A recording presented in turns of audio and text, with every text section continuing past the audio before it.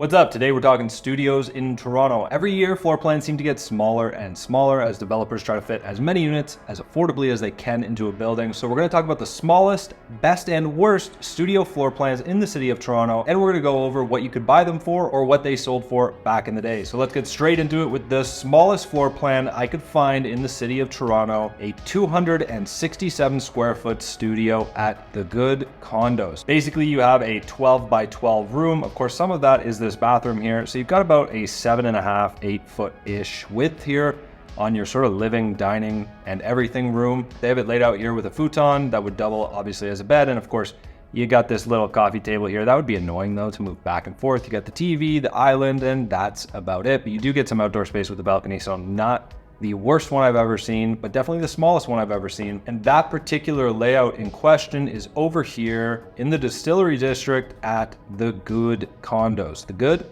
The Good.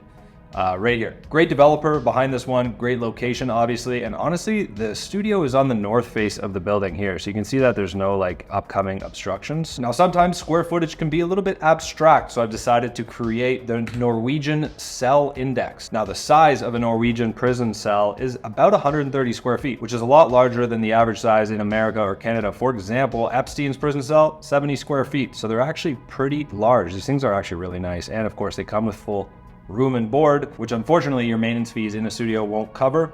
So it's about 2 Norwegian prison cells, $469,900, so about 500,000 bucks. $500,000 for this studio. I wanted to also show you this, the price history, because I think it's kind of interesting. You can see the market picking up and then you can see it slowing down. So you can see they increased the price on this floor plan 25K, then 20K after a cut of 21K when things weren't going so hot. And then of course they backed off on pricing again when the market fell apart. So you can see that now it is $469,000, essentially no change from the launch price in 2021. Next up here, we've got this 275 square foot studio at Freed Hotel and Residences. And again, I don't mind this layout. There's really not a lot of wasted space. The kitchen is a little bit removed, so you don't have to stare at your microwave. You've got plenty of room here if you want to put a TV on the opposite wall. And you have this tiny little nook here, which would work as an office, a little home office there. How cute. You can have breakfast in bed, and then you can have, you can take your Zoom calls with a beautiful backdrop of the city of Toronto. This one does face east, which is one of the better exposures at Freed, if I recall correctly. So we'll head over here to the entertainment district. Boom, there's the beautiful Freed Hotel and Residences. And we'll just swivel around to the east face of the building. For now anyways, one of the better exposures to be in this building. You can see the south exposures get totally skewered by, of course, the Forma buildings and other future proposals in the area. And this unit will set you back. Here it is, 275 square. There's the layout there, $570,000. Now I actually really like this building, right?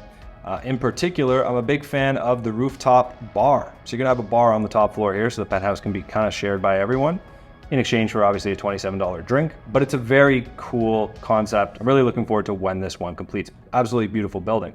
The question I have is, how do you really sell that, right? So $570,000, it's a studio, it's most likely an investment, probably not someone purchasing for themselves, right? So you got 570, you mortgage it at, call it 5, let's even bump this down, right? Let's mortgage this bad boy. Let's say we're expecting rates to come down to 4 over the next few years or whatever. So you're at $2,400 a month. Then you add your maintenance fees, your property taxes. You're at $3,000 a month. Meanwhile, you go look at Nobu, right? And by the way, guys, do you guys remember the renderings on Nobu? The renderings are beautiful, absolutely beautiful. And then of course, the reality, well, it's not as beautiful, right? When the sun hits it, right, it's pretty good. And to be clear, this isn't a shot against Nobu. This is like very common in Toronto. So you're at $3,000 a month. Like, what could I rent a unit like that for? Well, you could get an actual 1-bedroom unit, right? A junior 1 bed, a small 1 bed, but you could get it for $2,150 a month. Now, again, this will normalize over time. The reality is we've had almost 4,000 units deliver this year in the entertainment district, so rents are really hurting there. But regardless, this is the reason that pre-construction is such an impossible sell in today's market. Next up here, we've got this 285 square foot studio at Olive Residences in North York. I can't tell if I love or hate this layout. I like that there's some actual separation between the sleeping and sort of the living area, but I also don't know if in a unit this small, you can afford that separation. For example, you have this couch here and you have this coffee table, and then what? You're supposed to watch your microwave. There's like you're gonna stare at your kitchen backsplash all night. It's just, I guess they kind of have a TV here, which is weird again. So you're gonna lay down here or crane your neck that way, or have a giant swivel arm on your TV. It's just, so I don't know, I'm really divided on this one. Would love to know what you guys think. Like, is this better than more of a boxy unit? I feel like when you're talking about something this small, a boxy layout just works better, but I could be totally wrong. And this unit in question will set you back $420,000, which actually isn't that bad because the rents here in North York, at least today, are very comparable to the rents in the entertainment district, if not a little bit higher. And so that's actually not the worst price in the world. I don't mind that too much. Now we're gonna jump up in size here to a 382 square foot studio that was actually sold a long time ago at Noir Condos, so 87 Peter in the entertainment district. Now I have shown this floor plan before on the channel, but I can't help but bring this one up again, okay? There's a couple of reasons for that. Number one, art gallery. Renaming this massive hallway to an art gallery is an absolute marketing genius play. I wish we could bring back this shameless form of marketing. I love this stuff. But I wanted to show you this because it's 382 square feet. So at first glance, you're like, yeah, I would rather live in this versus something like this. But when you actually look at how much square footage the hallway breaks down, and let's measure this out. So we don't actually know, there's no dimensions on the hallway, right? But we know the width of this. I don't know if it's 9'10" or 9'8". So we'll just go ahead and be generous here and call it 10 feet, right? If we call that 10 feet, then we come up here and we just measure. So we're not even gonna measure this little nook here, just like the useless part of the hallway. Part of the hallway that like you can't do anything with. What are we at? We are at 25.8 feet. So you're at 25 feet times a 3-foot width. So you're at 75 square footage just in this hallway right here, which is totally unusable. So take that 382, knock it down. You're at 300 square foot, like usable floor plan, right? And you can see in the dimensions, it's not, you know, I didn't even really need to do all that. You can see it right here. It's a 10 by 10 room plus this little nook, right? So it's not that much bigger than these other floor plans we've been looking at in terms of usable actual size. And this is why floor plan efficiency sometimes matters more than just sheer size. And back in the day, 87 Peter, when it launched, you could pick up this unit for 650 bucks a square foot or $250,000 on the pre-construction market way back when it launched in 2012. Thank you again, Talk Condo. I don't have this data, okay? In 2012, I was graduating high school. I'm sorry guys, it's not on my site. I don't have it. I do not have it, okay? I wish I'm out here promoting a competitor, right? It's like the golden rule of marketing. You're not supposed to do that, but we got another example here. It's 484 square feet, and it's actually I guess a junior 1-bedroom, a studio, whatever you want to call it. You guys know this building. Everyone in Toronto knows this building, okay? It's the one right on King, designed by world-renowned superstar, Starchitect, I believe they call these guys, Bjarke Ingels, okay? So it's this one here, King Toronto, looks like a mountain. Absolutely beautiful, right? Absolutely beautiful development. Whether that's gonna look good after a few years of overgrowth and stuff, it remains to be seen. Nobody knows. We're all gonna find out the hard way. But you cannot deny it is a stunning development in a great location. However, because of that unique architectural design, some of the small floor plans in this building, in my opinion, like just really don't make sense to me. For example, you got a 484 square foot unit here. In a regular square shape, you can make this work, you can make this livable. But when you try to cram a bedroom into it, instead of just making it, like having these walls down and making it an open concept studio, it gets really odd, right? So you got this futon here, and then you got a TV over here, which is in front of the window, which is blocking your view. Yes, you have beautiful chevron flooring. It's gonna feel really nice and luxurious under your feet, right? You're gonna feel like, well, I'm a big deal. I'm living in, King Toronto. But like, then you've got this chair, right? Which I guess swivels. So you can either watch somebody sleep or you can watch your TV. You've got this little dining set, again, right in front of the window. I don't know, it's just weird. To me, it makes more sense as a studio. I don't know, could be wrong there. And in terms of price, when they were selling these things, they were in the mid-high 8s, some of them pushing into the 9s, depending on what floor and what exposure they had, okay? So people did pay 900 grand for these. Next up, we have a unit in Square One, okay? At the mall. It's a mall. If you weren't aware. So you have this unit at M6, M-City, 271 square feet, depending on the floor with or without balcony, I guess. Now you do have some wasted space here. Hard to make use of this, can't really put a desk here because your door opens into it, can't really put a desk here, so it's kind of just dead space, right? But you have your bathroom here, which looks a little bit like an airplane bathroom. It's tight. If you got long legs, gonna be crammed on the leg room there. You have, of course, your galley style kitchen. I guess it's not the worst in the world. You got 13 feet here, 3-foot counter or 2.5, whatever it is. So you've got maybe 10 feet really of width here. I'm sure this is probably like 7.5-ish. I mean, it's gonna be tight. This unit's gonna be pretty tight. This unit today will set you back $441,000 in square one. If you are paying $1,627 a square foot for a studio in square one, there's something wrong. There's something very wrong up here. And if you're being convinced by somebody else that this makes sense, get me in touch with that sales representative immediately. I will pay a big bonus to hire that individual. That person could sell ice to an Eskimo. Very interested in talking to that guy and seeing how his brain works and seeing how your brain works also, okay? Granted, I love M-City. It's a great development. I feel like I'm gonna get a couple calls from a couple developers after this video. Sometimes I say things in these YouTube videos just so that I will get the call. But regardless, this isn't a shot against M-City. You can love a development, but hate a specific price of a specific unit, okay? Whatever, I'm gonna leave it there. You got a problem with it, take it up with HR. We don't have HR. Next up, we have a 279 square foot studio at United Building.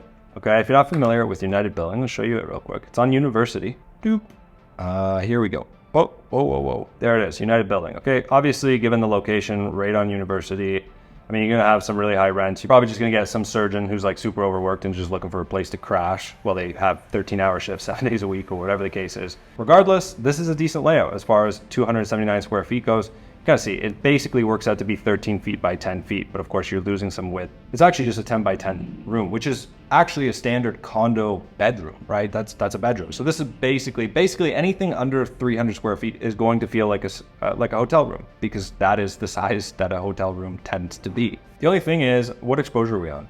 Yeah, we're facing east, right? So we are over here. Yeah, you can get a little claustrophobic in there, but again, not like if you zoom around on the model, you just look at like the entertainment district, right? And you look at how many people are gonna lose their views over the next 10 years. I mean, it's pretty normal, right? Like here's 87 Peter, I think, right? Yeah, this is 87 Peter, Noir, the 382 square foot art gallery we looked at earlier. And you can see, like, look what theater district did to their views. I mean, it's pretty common. If you're right in the downtown core, hey, it's a part of life, right? But you obviously want to be cognizant. So if you're buying a resale condo or you're buying a pre-construction condo, guys, this tool, Pre-Condo 3D, is available for free. You don't have to sign in. You don't even have to give me your information. You can just go use it and see if there's any proposals, in the next decade or so to totally mess your view up or whatever. Next up, we have an honorable mention at 89 Avenue. Now, 89 Avenue is a beautiful development, as the name would suggest, right on Avenue. So here it is, right here, 89 Avenue. Now, it's 20 stories, but only 28 units. So that should give you a clue on the type of demographic that this building is targeting. So the reason that this is an honorable mention, because it's not really a studio for someone to buy for themselves and move into, like, that's not really the idea here. This is the only studio in the building. Most units in this building are full floors or half floors. So for example, there's the studio O2. This is the unit right next door, and the O1 is almost as large as well. So this unit is 2,782 square feet. I can't remember the price on this, something like 6 mil. Okay, this studio, again, I can't remember the price. I think it was in the high 7s or in the 8s. But the reality is that the person buying this studio is not going to be an individual just buying this studio. It's going to be someone who's buying this studio because they're buying the O1 or they're buying the O2 or they're buying a different unit on another floor, and they just want a nanny suite, right? They want a place where their nanny can retreat, have a place to sleep, have a place for herself or himself.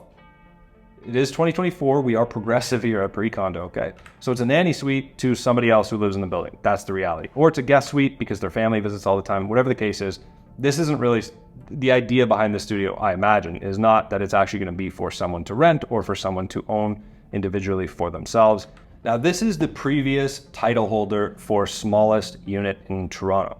I believe this launched back in 2011. We'll check in a minute, but I wish I was around. Like I said, I was graduating high school back in 2011, but I wish I was around for the outcry of how mad people were when this bad boy launched. So this was 277 square feet and might be one of the best layouts that we've seen so far. Great layout on this studio. Now, if we go back in our Talk Condo time machine, you can see that it launched for $190,000 back in 2011. So you can say the average person who purchased one of these units paid 200 grand. So let's check in and see what these bad boys are selling for today. Here's one right here, the 04 unit on the 18th floor, just sold in April for $439,000. So imagine if you go back to 2011, people who told their friends and family, hey, I'm buying a 277 square foot shoebox. People probably said, hey, you're crazy. What are you talking about? Worked out pretty well. Worked out pretty well for those people. Now guys, I will say this, right? Every time I make a video about floor plans and pricing in Toronto, particularly on the small units, people get really fired up. They get really upset in the comments about forcing people to live in inhumane conditions. It's like, listen guys, we're all gonna live in our pods, we're gonna eat our bugs, and everything's gonna be good. But I do understand the outrage, right? Because look, if you could pick up some of these studios today for $200,000, I would imagine nobody would care, because it's a cheap entry price that regular working people can afford to get a foot in the property market. The issue people have with it is always price, right? That's really what the issue comes down to, I think anyways. I don't know why you would care if somebody wants to live in 300 square feet. For 2 years while I started pre-condo and started growing my business, I lived in a 400 square foot studio. The layout actually looked very similar to this. It was just a box, but it was bigger. It was 400 square feet. And honestly, the place was perfect. I absolutely loved that place, but wasn't home that much. I didn't entertain. My parents never came to see me. I went to see them, right? Would I want to live in 400 square feet with a wife and a dog? Think about starting a family? No, of course not. I don't know why anybody would have a problem with someone wanting to live in 277 square feet. It's just really a question of affordability. And every time I bring up the studio and studio price topic, people always get in my comments talking about Toronto's more expensive than Manhattan. This is insane. You must not be looking in the same Manhattan that I'm looking, okay? Here's an example floor plan of a building. This is on Billionaires Row, you know, Billionaires Row in Manhattan, right? So this is right near Central Park. Here's a 550 square foot, 1 bedroom, on a higher floor that you can pick up for 1.235 million USD. This is not the most expensive pre-construction in Manhattan, by the way. I just picked a building in a really good area. And my thought process is you would compare this to a building in a really good area in Toronto. So you wouldn't take this and then find a comp in Regent Park to make your case. You would maybe find a building in Yorkville, right? Anyways, you do the math on this, it works out to 1.65 million Canadian, probably more Canadian now after this morning's rate cut, but regardless. 1.65 million-ish Canadian. So it works out to $3,000 per foot Canadian.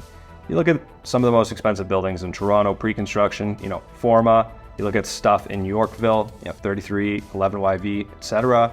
You're around 2,000 bucks a foot. That tends to be where you are.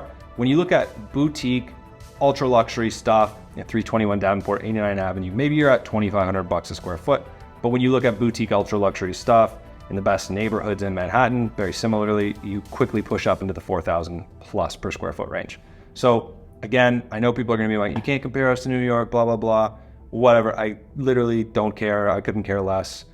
I'm just saying we're not there yet. So the idea that we are there, I don't know the point I'm trying to make. Something like that. Thank you guys for watching. Please go explore the 3D model. Okay, we put a lot of blood, sweat, and tears into this, and I keep asking people for feedback, and like 5,000 people have used the map over the last week, but like nobody is sending me emails.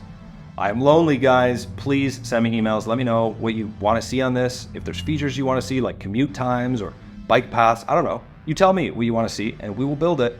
Thank you guys for tuning in. I'll see you guys next video.